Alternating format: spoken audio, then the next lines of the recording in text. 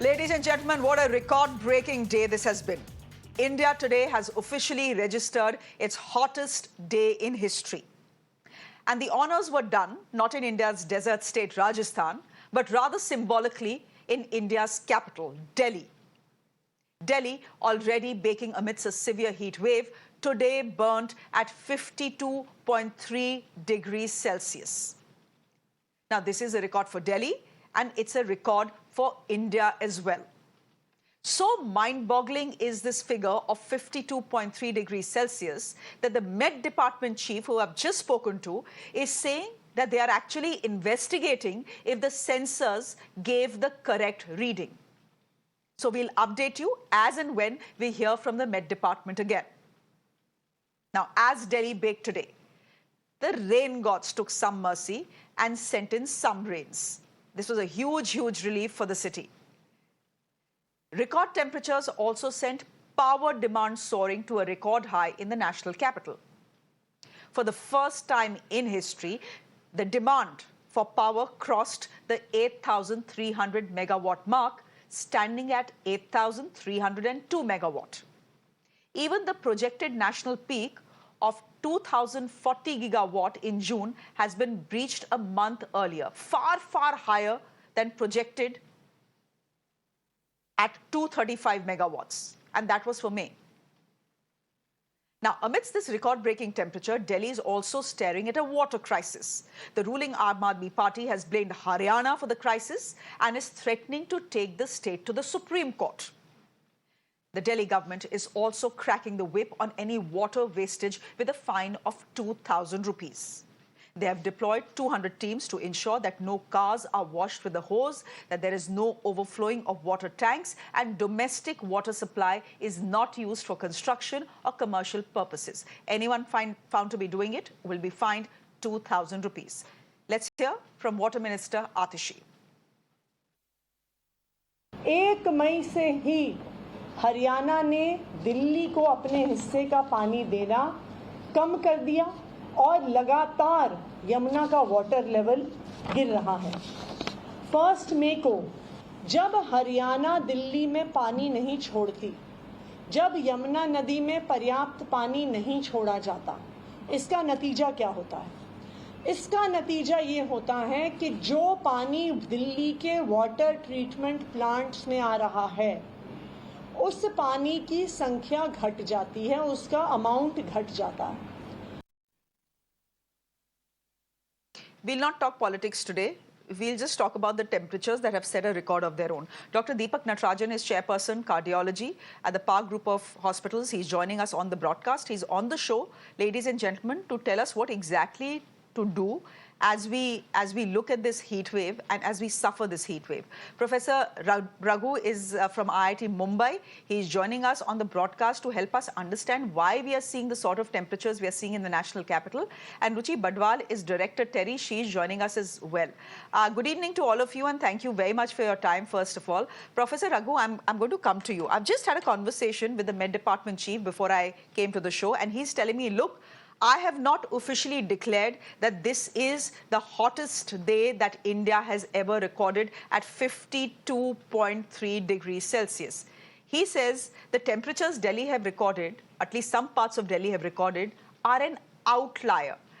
He's waiting to see, he sent teams, and he's waiting to see if the sensors have actually misread the heat in that particular area. So we'll wait for some clarity to come in from the Met Department. He says by 8:30 there will be some degree of clarity. But are the temperatures that we see in Delhi a shock to you at all? Yeah, I mean, they are a very strange combination of things. If you allow me a minute, it actually started in 2023 when we built up this heat. And it's not just a combination of El Nino, which is mini global warming adding to global warming. We had the 2022 underwater volcano throw up a lot of water vapor into the atmosphere, which is a greenhouse gas. That's the Tonga underwater volcano in the Pacific. There is some claims that we had cleaner air, which allowed more sunlight to come in. That heat has continued into 2024. And right now, when I look at the winds, they are coming from the Arabian Sea, which itself is very warm, and those winds are actually what are bringing the humidity and causing the rain. The other part of the winds are actually coming from Iran and Pakistan. And you think 52.3 degrees C, if it is confirmed as warm, Iran is facing 66 degrees by according to some reports. Imagine that wind is coming into Delhi as well. So the humidity and the hot air are mixing and actually causing the rain. The hot air that caused the heating during the day is fortunately now bringing some rain. So those are the background factors which caused these hot temperatures. And IMD is right to wait to see if some heat island is creating some local hot temperatures, but they have to verify before they declare it officially. Yeah, but even if it's even if it's a local heat island, the fact is that if the temperature of 52.3 degrees Celsius has been recorded, it has been recorded, unless the sensors were malfunctioning. For the moment, this 52.3 degrees Celsius is something that the Met Department themselves have put out on their website and on their Twitter handle. I quickly want to ask you, before I move on, I quickly want to ask you, Professor Raghu, you have spoken about temperatures in some parts of Iran touching 66 degrees as we speak. That is mind-boggling. And some of the hot winds coming from there could have been impacting Delhi. But the fact is that also winds from Rajasthan are being blamed for temperatures heating up in the national capital. But if you look at the national capital and its temperature today, 52.3 degrees Celsius, if it is correct, then these temperatures are higher than Rajasthan. And the hottest place in Rajasthan, which is You're Pankodi. right, and you're asking the right question. The winds that come from Iran and Pakistan have to go over Rajasthan to come in, and that is where the urban heat island comes in. That, in fact, the pollution and so on in Delhi and the urban heat island is what amplifies the warming over Delhi compared to Rajasthan. So even though winds are coming from Rajasthan, which is cooler, Delhi is going to amplify it because of the urban heat island. This is a very impact we expect from the urban heat island. Ruchi Badwal, people who have lived in Delhi for a while, and I have lived in Delhi for a while, one of the things I've noticed in the last 10 years is that the nature of heat has changed as well. Just correct me here if I'm wrong, but the nature of heat has changed as well. The level of humidity during our summers has gone up. Is that something that has been amplified with data as well? And secondly, very importantly, why is it that temperatures at night time in Delhi are not coming down? Say, for example, Jaipur. If I go to Jaipur, it's terribly hot in the afternoon, but the mornings and the evenings are very bearable. Not in Delhi. Why is that? Yeah, fortunately, I've been in the field for 24 years and studying the impacts of climate change. And this is not something new that you're basically raising. We've been saying it for the last 2 decades that with climate change, are both maximum and minimum temperatures going to rise and rise at levels where possibly the range is going to reduce and you're going to have more heat wave conditions created. And that is what we see. And whether the winds are blowing from anywhere, whether from Rajasthan or across the border from Iran, places are getting hotter and therefore the hot winds are getting created and they're blowing in. And your earlier question to the previous speaker with regards to the instruments, even if I were to assume that possibly there's some problem with the instrument, which basically gave you a 52.3 degrees Celsius measurement, if you look at the screen that you're showing to your viewers, everything is above 47, 48, 49.8 degrees centigrade. You cannot have many stations giving you errors in readings. So the readings are as high as that. And therefore, many of your stations are showing, above normal 6 degree, 7 degree temperature. That means the conditions were that bad. That's true, but I want to, again, I'm coming back to the same question as, as I did previously. My point is, why is it not cooling down in Delhi even at night? Most places will cool down at night even in the middle of a heat wave. And when I say cool, I mean relatively cool. Yeah. It's not happening in Delhi. When the temperatures are relatively high than your normals of 6 and 7 degrees, if you look at the, what is the normal for Delhi on this particular day over, the years, it's about 6 degrees, 7 degrees cooler than what we are experiencing. Same as with the minimum temperatures that have also gone high. So the time for the atmosphere, the free air to basically cool down has reduced. We are not getting that opportunity for the air to cool down and circulate and be able to, give us a respite. And therefore, because your range has reduced, your maximum and minimum both have increased, so you have considerably high temperatures both in the night and the daytimes. So how do you expect that even at 12 in the night, you will have cool air blowing, which will at least give you a respite? And that's not happening in Delhi. And it's just not Delhi. I think large parts of North India are engulfed in that condition today. Dr. Deepak Natarajan, can I then get you in? I mean, I don't have to tell this to our viewers. If you live in North India or Central India, people all around you. Dr. Raghu, I'll just come to you in a bit. I want to quickly ask Dr. Deepak what to do, given the fact that almost everyone around us is falling ill. And what is the most common thing that we are seeing right now? It's not just dehydration, it's some strange kind of stomach bug, where people are vomiting, where they have temperature, where their stomachs are upset, and it's taking them at least 5 to 6 days to recover. Is it linked to the heat wave? Is it something else? What do we do to keep ourselves safe?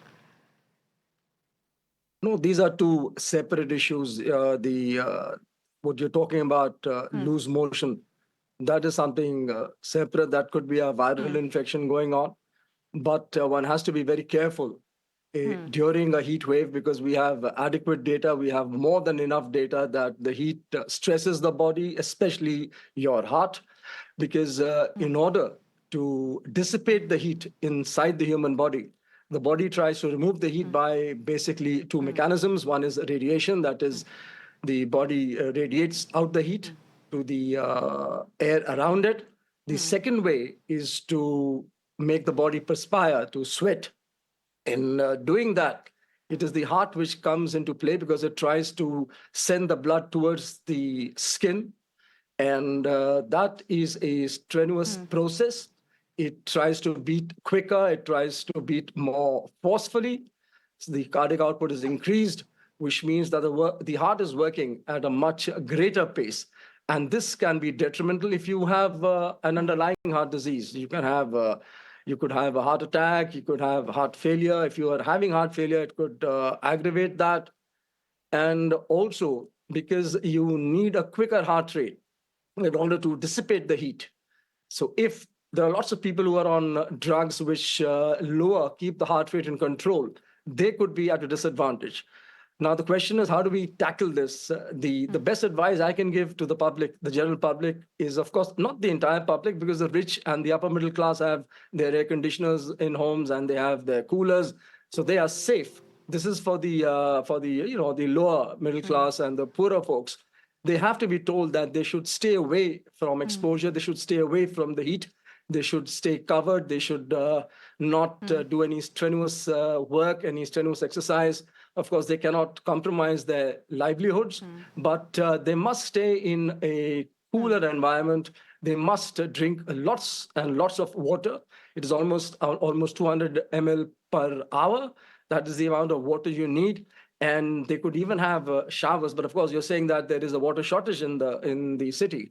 But there is no choice. In order to stay cool, you either drink water, or you take a shower, or you just drop water on yourself. So these are the methods by which you can stay cool. And this is very important, because the most important thing is that you preserve your heart. And the other thing is, of course, you must beware of heat stroke. Heat stroke is a very serious condition which has a mortality of more than 50%. Now, heat stroke has a definition. It is sort of a syndrome where the body core temperature goes very high. It hits about 105 degrees Fahrenheit or about 40.5 degrees centigrade. And once the body is at that temperature, it is unable to dissipate. It is unable to, send off this heat to the environment. And that's when the body fails. The central nervous system fails, the heart fails, the kidney fails, the liver. There are problems everywhere. So these things have to be kept in mind. And the most vulnerable... So just be very careful. Vulnerable people, that would be... Just be very careful of a heat stroke is what you're telling us. Yes, the people above the age of 65 years are very vulnerable. Even children. Children also have to be protected. Children, schools have to shut down. Children should be, not permitted to go outside their homes in these conditions. These things have to be kept in mind. Okay. Professor Raghu, you wanted to say something. I have exactly 20 seconds. Please go ahead, and then I'll wrap this discussion. I think we missed your point about humidity. When the temperature warms, it's a very thirsty atmosphere. 1 degree warming causes 7% increase in humidity. Winds have shifted because of the Middle East warming. So instead of southwest winds going over to central India, northeast, they're coming over to Delhi. That's what is bringing in more humidity. The rain and the humidity increase is very right. The nighttime temperature not cooling is a very key question. It's because the thermal energy that's trying to escape, in fact, just bounces around between buildings. That's what we call the urban heat island. So that's what is causing all this nighttime not cooling, as you're pointing out so repeatedly. So Delhi has had some relief. That's the good news. We have had a decent shower here, which means temperatures are down 2 to 3 degrees at least. So today will be bearable. But ladies and gentlemen, as I wrap this conversation, here's what I'll say. The weather gods are being unkind to us right now. Maybe it is our own doing. As Ruchi Badwal is saying, this is our doing. Climate change is our doing. But just be kind to people who come to your homes, especially people who carry your deliveries, people who come to, probably wash your cars, etc. The least you can do is offer them a glass of cold water. Do that. That's the decent thing to do. We'll leave it there for the moment. Ruchi Badwal, thank you very much for joining us. Thank you, Professor Raghu, as always. And Dr. Deepak, thank you very much as well.